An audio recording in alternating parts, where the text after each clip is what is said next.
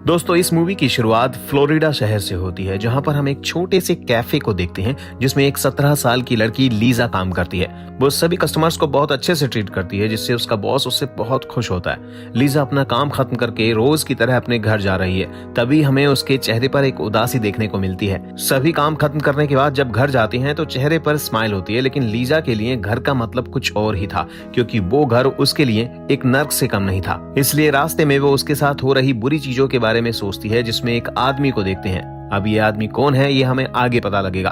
तभी जाते हुए सुनसान रास्ते में उसकी नजर एक ब्लैक कार पर पड़ती है, जिसे देखकर वो काफी घबरा जाती है और साइकिल की स्पीड तेज करके उससे दूर भागती है और सीधा अपने घर जाकर रुकती है, जहां हमें पता चलता है कि ये लीजा का घर नहीं है। वो अपनी नानी और उनके बॉयफ्रेंड मॉरिस के साथ रहती है। मॉरिस वही आदमी है जिसके बारे में लीजा अभी थोड़ी देर पहले सोच रही थी, जहाँ मॉरिस उसकी नानी को फाइनेंशियली सपोर्ट करता है, जिसके बदले उसे हर रात लीजा के रूम में एंट्री मिलती है। एक दिन लीजा इन सभी चीजों से परेशान होकर सुसाइड नोट लिखती है, पर उसके अंदर इतनी हिम्मत नहीं होती कि वो जान दे सके। यहाँ हमें पता चलता है कि लीजा की माँ ने 14 साल की उम्र में ही उसको उसकी नानी के पास भेज दिया था। लीजा को यही लगता था कि उसकी नानी की फाइनेंशियल कंडीशन ठीक नहीं है, इसलिए वो अपनी सैलरी उन्हें दे दिया करती थी ताकि उन्हें मॉरिस की मदद ना लेनी पड़े। लेकिन लीजा के इतना करने के बावजूद भी आज तक कुछ भी नहीं बदला। अगले दिन लीजा अपनी छोटी बहन को कॉल करती है और वो उसे बताती है कि उसे यहाँ पर नहीं रहना है, उसे यहाँ बिल्कुल अच्छा नहीं लगता। अपनी छोटी बहन से बात करने के दौरान वो अपनी मॉम से भी बात करती है। लीजा के साथ हो रही जो भी घटनाएं होती हैं उसके बारे में लीजा अपनी मॉम को बताती भी है, जिसको सुनने के बावजूद उसकी मॉम कहती है कि कुछ भी हो, लेकिन तुम्हें वहीं रहना है और तुम्हें अपनी नानी को सपोर्ट करना है। और ये सब कहकर उसकी मॉम फोन रख देती है। अब यहाँ पर एक बात तो साफ हो जाती है कि लीजा के साथ हो रही घटनाओं के बारे में उसकी मॉम को पहले से ही सब कुछ पता होता है, मगर लीजा की मॉम को इससे कोई फर्क नहीं पड़ता कि वहाँ उसके साथ क्या हो रहा है। अब हम यहाँ देखते हैं कि लीजा की जिंदगी पूरी तरह से नर्क बन चुकी थी, लेकिन क्या इससे भी बुरा और भी कुछ हो सकता था? अब हम यहाँ देखते हैं लीजा की जिंदगी में इससे भी बड़ा तूफान आने वाला था, जो लीजा की जिंदगी को बिल्कुल झकझोर कर रख देगा। अगले दिन जब वो कैफे से निकलती है तो उसे रास्ते में फिर से वही ब्लैक कार दिखाई देती है, जिसको उसने पिछली रात को देखा था। इस बार वो कार उसका पीछा करने लगती है। ये देखकर वो अपनी साइकिल तेजी से बढ़ाती है तो वो कार भी उसके साथ साथ तेजी से अपनी स्पीड को बढ़ा लेती है। लीजा उस कार को देखते हुए अपनी साइकिल को चला रही थी, तभी हम देखते हैं कि यहाँ पर पीछे से एक आदमी आता है और उसे पकड़ लेता है और उसे किडनैप कर लेता है। वो लीजा को ब्लैक रंग की कार में ले जाता है और उसके साथ बहुत गलत करता है। और इतना ही नहीं, उसके बाद वो उसे एक फ्लैट पर लेकर जाता है। जब वो आदमी उसको लेकर उसकी कार में आता है तो वो उसकी आंखों पर पट्टी बांध देता है ताकि लीजा उसके चेहरे को ना देख सके। जब वो लीजा को अपने साथ कार में ले जाने लगता है तो वो नहीं जानती कि वो उसको कहां लेकर जा रहा है और वो उसके साथ अब क्या करने वाला है। और वो व्यक्ति उसे अपने साथ शहर से एक दूर सुनसान जगह अपार्टमेंट में लेकर जाता है, जहां पर वो उसके साथ फिर से एक बार गलत काम करता है। अब लीजा यहाँ पर थोड़ी समझदारी दिखाती है। लीजा इस बात को समझ जाती है कि वो आदमी नॉर्मल नहीं बल्कि एक साइको है। अब लीजा यहाँ पर सोचती है कि ये सब उसके साथ कोई पहली बार नहीं हुआ है, ये सब तो उसकी नानी के घर में अक्सर होता रहता था। अब लीजा के लिए यहाँ पर सबसे इम्पोर्टेंट है उसका जिंदा रहना, और वो यहाँ से कैसे निकले उसके बारे में वो सोचती रहती है। अब हम लीजा को देखते हैं कि वो आदमी उसके साथ बहुत गलत करता है, लेकिन उसके बावजूद लीजा उसके साथ बहुत अच्छे और नरमी से पेश आती है, उससे बहुत प्यार से बात करती है और हमेशा सॉरी बोलती रहती है। लीजा यहाँ पर सोचती है कि उस आदमी के साथ जरूर किसी लड़की ने गलत किया है, तभी वो इस तरीके से साइको हो गया है। लीजा उस व्यक्ति से कहती है कि जरूर तुम्हें किसी लड़की ने धोखा दिया है, वरना तुम एक बहुत अच्छे इंसान हो। और लीजा इस तरीके से अपनी बातों से उस आदमी को मैनिपुलेट कर लेती है और वो आदमी उसकी बातों में आ भी जाता है। दूसरी ओर हम देखते हैं लीजा की नानी उसके घर न आने पर एक मिसिंग रिपोर्ट लिखवाने जाती है, जहां पुलिस अपनी इन्वेस्टिगेशन शुरू कर देती है। पुलिस सबसे पहले लीजा की मां के पास जाती है तो वहां पर उसकी मां कहती है कि वो अपने बॉयफ्रेंड के साथ भाग गई होगी। ये सब सुनकर पुलिस वाले वहां से जाने लगते हैं। तभी उसकी छोटी बहन उनसे कहती है कि मेरी बहन ऐसी नहीं है, वो कभी भी नहीं भाग सकती है, जरूर उसके साथ कुछ गलत हो रहा है, प्लीज मेरी बहन की मदद करो, वो बहुत ही बड़ी मुसीबत में है। अब हम आगे पुलिस की इन्वेस्टिगेशन देखते हैं। पुलिस उस कैफे पर जाती है जहां पर लीजा काम कर रही होती है और वहां पर उसका मालिक भी यही बताता है कि लीजा एक बहुत अच्छी लड़की थी और बहुत मेहनती लड़की थी, वो कभी भी भाग नहीं सकती। अब सीन शिफ्ट होता है उसी अपार्टमेंट में जहां पर लीजा बंद रहती है। यहाँ हम देखते हैं कि लीजा की आंखों पर पट्टी बंधी हुई है, इसके बावजूद वहां की चीजों को समझने की कोशिश कर रही थी और सारी चीजें अपने माइंड में सेट कर रही होती है। जब वो व्यक्ति उसके पास जाता है तो वो उससे बात करने की कोशिश करती है और यहाँ पर हम देखते हैं कि लीजा समझ जाती है कि वो आदमी दिमागी रूप से बहुत कमजोर है।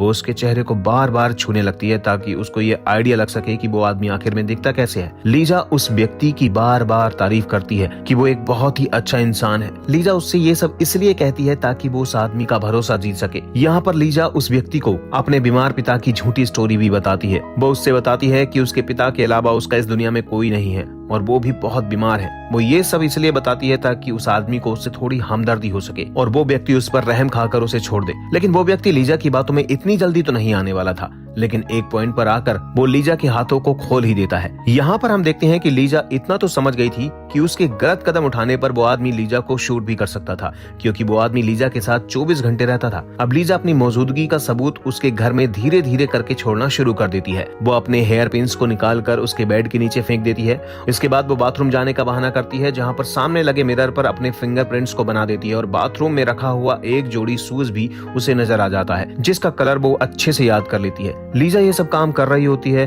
तभी वो आदमी समझ जाता है कि लीजा ने बाथरूम में खुद को बंद कर लिया है, इसलिए वो गेट को फोर्सफुली खोलकर अंदर आ जाता है। लेकिन लीजा यहाँ पर जानबूझकर नॉर्मल रिएक्ट करती है। वो यहाँ पर उसके साथ ऐसा प्रिटेंड करती है कि उसे उसकी बहुत ज्यादा फिक्र है। एक रात जब वो आदमी सो रहा होता है तो वो चुपचाप उठकर उसके फोन से कॉल लगाने की कोशिश करती है। जब वो वहाँ पहले दिन आई थी तभी उसको अंदाजा हो गया था कि इस घर में एक टेलीफोन है, लेकिन इससे पहले वो कॉल लगा पाती वो आदमी जग जाता है और वो लीजा को पकड़ लेता है। वो आदमी लीजा से कहता है कि तुम बहुत ज्यादा चालाकी दिखा रही हो, पर हम देखते हैं वो आदमी बहुत ज्यादा वायलेंट हो चुका होता है। यहाँ पर वो लीजा को जान से मारने की कोशिश करता है, लेकिन लीजा इस बात पर कहती है वो सिर्फ अपने बीमार पिता की तबीयत पूछने के लिए कॉल कर रही थी और इसके अलावा वो कुछ भी नहीं चाहती। वो अपने पिता को बताना चाहती थी कि वो खुश है और वो उसके लिए परेशान ना हो। अब लीजा की ऐसी इमोशनल भरी बातों को सुनकर वो आदमी काफी इमोशनल हो जाता है और वो उसे छोड़ देता है और फिर शांत हो जाता है। ऐसी कंडीशन में लीजा को उसकी बहन की कही बातें काफी याद आती हैं। उसकी छोटी बहन ने उसे कहा था, चाहे कुछ भी हो, कोई भी हालात हो, लेकिन कभी भी गिव अप मत करना।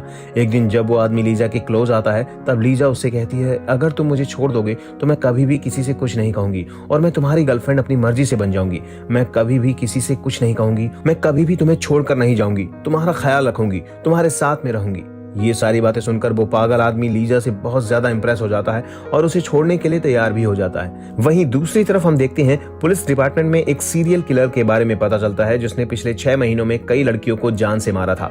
वो आदमी भी इस न्यूज को देख रहा होता है और तभी वो सोचता है कि ये सही समय है लीजा को छोड़ने का, क्योंकि पुलिस तो इतने बड़े केस को सॉल्व करने में बिजी है और इस वक्त पुलिस ऐसे छोटे मोटे केस पर ध्यान भी नहीं देगी। और वैसे भी लीजा ने तो उसे देखा ही नहीं जिससे कि वो उसे पहचान सके। और यही सब सोचकर वो आदमी लीजा को उसी कार में बैठाता है और एक सुनसान जगह पर लेकर जाता है। इस सुनसान जगह पर आने के बाद वो फिर से अपना माइंड चेंज कर लेता है और यहाँ पर लीजा को शूट करने की कोशिश करता है। लेकिन इस पर लीजा उससे कहती है कि मैं तुम्हारी गर्लफ्रेंड बनना चाहती हूँ, मैं तुम्हारा ख्याल रखना चाहती हूँ, मैं तुम्हारे साथ रहना चाहती हूँ, प्लीज मुझे मत मारो। वो साइको आदमी लीजा की उन बातों से पिघल जाता है। तभी वो लीजा से कहता है, ठीक है, लेकिन अगर पुलिस तुमसे पूछे तो तुम बताना मैं एक काला आदमी और शॉर्ट हाइट वाला हूँ। और इतना बोलकर वो आदमी उसे छोड़कर वहां से चला जाता है। लीजा भी वहां से भागती हुई अपने घर को चली जाती है, जहां वो अपनी नानी से बताती है कि उसे एक आदमी ने किडनैप कर लिया था, लेकिन यहाँ पर उसकी बातों पर कोई यकीन नहीं करता। अब यहाँ पर हम देखते हैं कि लीजा की नानी ने पुलिस में कंप्लेंट दर्ज कराई थी, तो यहाँ पर वो पुलिस को कॉल करके बताती है कि लीजा वापस आ गई है। और उसकी नानी को लगता था कि पुलिस भी लीजा की बातों पर यकीन नहीं करेगी, लेकिन वहाँ का एक इंस्पेक्टर लीजा से एक बार बात करना चाहता था। पुलिस ऑफिसर जानना चाहते थे कि आखिर लीजा के साथ में हुआ क्या है। लीजा अपने साथ हुई सारी घटनाओं के बारे में बताती है, लेकिन यहाँ पर हम देखते हैं कि कोई भी उसकी बातों पर यकीन ही नहीं कर रहा था। उन सब का यही कहना था कि अगर उसके साथ में कुछ भी गलत हुआ है तो उसकी बॉडी पर कोई भी निशान क्यों नहीं है, और यदि उसके हाथ पांव खुले हुए थे तो उसने वहां से भागने की कोशिश क्यों नहीं की या फिर चिल्लाई क्यों नहीं। पर लीजा उन लोगों को बताती है कि वो आदमी पूरा का पूरा साइको और मेंटल था। उसके पास एक गन थी जिससे वो मुझे बार बार मारने की धमकी भी दे रहा था, इसलिए उसने कुछ भी ऐसा नहीं किया, वरना वो आदमी उसको शूट कर सकता था। लेकिन वहां पर जो ऑफिसर बैठी हुई थी उन सबको तो यही लगने लगा था कि लीजा ये सब चीजें मीडिया अटेंशन पाने के लिए कर रही है। वहां पर 2 लेडी ऑफिसर्स को तो ये तक लगने लगा था कि लीजा टीवी शोज ज्यादा देखती है, इसलिए वो इस तरीके की कहानियां बना रही है, इसलिए वो इतने परफेक्ट स्टोरी बताने में कामयाब हो पा रही है। अब हम यहाँ देखते हैं कि लीजा बिल्कुल चुप हो जाती है और वो बिल्कुल पूरी तरीके से टूट जाती है, क्योंकि यहाँ पर उसकी बात पर कोई भी विश्वास नहीं कर रहा होता है। पर लीजा की किस्मत बहुत अच्छी थी। अब हम देखते हैं कि वहां पर एक डिटेक्टिव टीम मौजूद थी जो कि उसी सीरियल किलर वाले केस को सॉल्व करने में लगी हुई थी, जिसने पिछले 6 महीनों में कई लड़कियों की जान ली थी। पर उसके खिलाफ पुलिस को अभी कोई एविडेंस नहीं मिल पाया था और ना ही कोई पैटर्न था जिसे पुलिस फॉलो कर सके और उस सीरियल किलर को पकड़ सके, जिसकी वजह से पुलिस को ये केस सॉल्व करना एक चैलेंज बन चुका था। दूसरी तरफ लीजा को चुप देखकर वो लेडी ऑफिसर डिटेक्टिव लैरी की मदद मांगती है, जहाँ लैरी लीजा के पास जाते हैं, पर वो बिल्कुल खामोश थी और वो अब किसी से बात नहीं करना चाहती है। पर लैरी अपनी पॉकेट से अपनी बेटी की तस्वीर निकालकर उसे दिखाते हैं ताकि लीजा को अपनापन फील हो सके और वो खुलकर उनसे बात कर सके। वो लीजा से कहते हैं, तुम्हारे साथ जो कुछ भी हुआ है तुम मुझे एक एक करके बताओ। जहां लीजा उन्हें सारी बातें बताना शुरू करती है, जैसे उस आदमी के पास एक ब्लैक कार है और उसमें रेड कारपेट लगी हुई है, उसके घर में 22 सीढ़ियां हैं, उसकी कार के अंदर मैग्नम बर्ड लिखा हुआ है, उसके घर में एक वाटर बेड है, वो आदमी गोरा है और लेफ्ट हैंडेड है, उसके पास एक गन है। इतना सब कुछ सुनकर लैरी कंफर्म हो जाता है कि लीजा झूठ नहीं बोल रही है। वो फौरन लीजा के केस पर इन्वेस्टिगेशन चालू करने के लिए कहते हैं, पर केस की सच्चाई जानने के लिए जब हिप्नोसिस की बारी आती है तो परमिशन के लिए उसके घर पर कॉल किया जाता है, जहां मॉरिस उसका फादर बनकर बात करता है और वो इस चीज के लिए साफ साफ इनकार कर देता है, जिस पर लैरी सोचता है कि कैसे पिता हैं जिन्हें अपनी बेटी की बिल्कुल भी परवाह नहीं है। वो लीजा से मॉरिस के बारे में पूछते हैं कि वो आखिर ऐसा क्यों है, जहाँ लीजा हार कर मॉरिस की सच्चाई भी लैरी को बता देती है। वो तुरंत लीजा की नानी के घर पर जाते हैं और वहाँ पर वो मॉरिस को भी अरेस्ट कर लेते हैं। अब हम देखते हैं कि लीजा के इस केस को पूरी टीम बहुत ही अच्छे से इन्वेस्टिगेट कर रही थी। लीजा के द्वारा बताए गए सारे डिटेल्स लैरी के दिमाग में घूम रहे थे। वो सिर्फ एक ही बात को सोच रहे थे कि कहीं वो किडनैपर ही सीरियल किलर तो नहीं है, क्योंकि सारे पॉइंट्स उस सीरियल किलर से बिल्कुल मैच कर रहे थे। और ये सब कंफर्म करने के लिए वो लीजा के कपड़ों को फॉरेंसिक लैब में भेजते हैं और जब फॉरेंसिक रिपोर्ट आती है तब लैरी एकदम कंफर्म हो जाते हैं कि ये वही सीरियल किलर है। लैरी अब लीजा को लेकर वहां जाते हैं जहां पर लीजा को वो आदमी छोड़कर गया था। लीजा लैरी की कार में बैठ जाती है और अपनी आंखें बंद करके वो सब रिपीट करती है जो उसने उस रात को फील किया था। लीजा लैरी को लेकर उस गैस स्टेशन जाती है जहां पर उस आदमी ने गैस भरवाई थी।